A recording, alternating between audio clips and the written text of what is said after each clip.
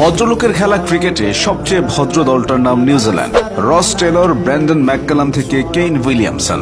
ভদ্রতা জিনিসটা তাদের পা থেকে মাথা পর্যন্ত। কোনো বাকবিতণ্ডা নেই, অহেতুক কোনো আগ্রাসনও নেই। প্রতিপক্ষকে তারা সম্মান করতে জানে। মাথা ঠান্ডা রাখা যদি কোনো শিল্প হয়, নিউজিল্যান্ডের প্রত্যেকটা প্লেয়ার শিল্পী।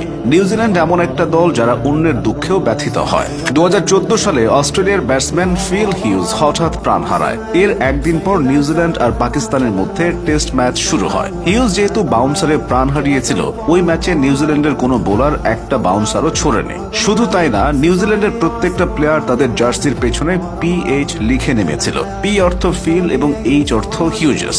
এছাড়া কিউইরা তাদের ব্যাটের উপর শোকের প্রতীক হিসেবে কালো ক্যাপ রেখেছিল। ওই টেস্ট নিউজিল্যান্ড জিতেছিল, কিন্তু তারা কোনো উদযাপন করেনি। ভিন্ন দেশের একটা প্লেয়ারকে উদ্দেশ্য করে এতটা সম্মান দেওয়া সম্ভবত শুধু নিউজিল্যান্ডের পক্ষেই সম্ভব। এবারের ঘটনাটি আপনাকে আবেগী করে তুলবে। 2022 সালে নিউজিল্যান্ড, পাকিস্তান ও বাংলাদেশের মধ্যে ত্রিদেশীয় সিরিজ চলছিল। গ্লেন ফিলিপসের ছক্কায় আহত হয় 10 বছরের এক বাচ্চা মেয়ে। সঙ্গে সঙ্গে ফিলিপস ছুটে যান গ্যালারিতে। সেখানে গিয়ে দেখেন কতটা আঘাত লেগেছে সেই বাচ্চা মেয়েটির। ফিলিপসের ছুটে যাওয়া দেখে যে কেউ মনে করবে মেয়েটি তার নিজের। 2019 বিশ্বকাপের ঘটনা। সেমিফাইনালে ভারতকে হারিয়েছিল কেইন উইলিয়ামসনের নিউজিল্যান্ড। জয় উদযাপন রেখে উইলিয়ামসন ব্যক্তিগতভাবে কোহলির সঙ্গে দেখা করেন এবং তাকে সান্ত্বনা দেন।